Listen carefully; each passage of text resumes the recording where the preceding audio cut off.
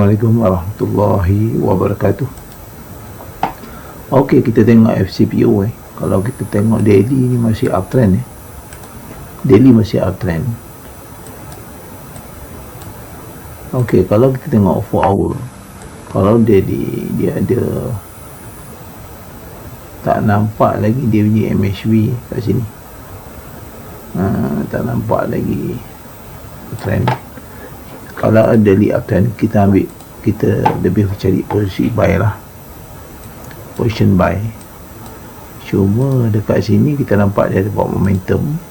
Tengok 4 hour, momentum nampak macam ada buat MHV kat sini dan terus naik dan ada MHV kat sini terus naik. Bila kita tengok M15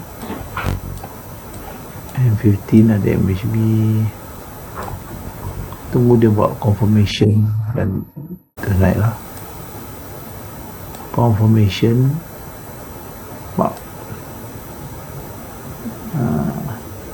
sekali confirmation yang pertama ni, confirmation dan terus naik.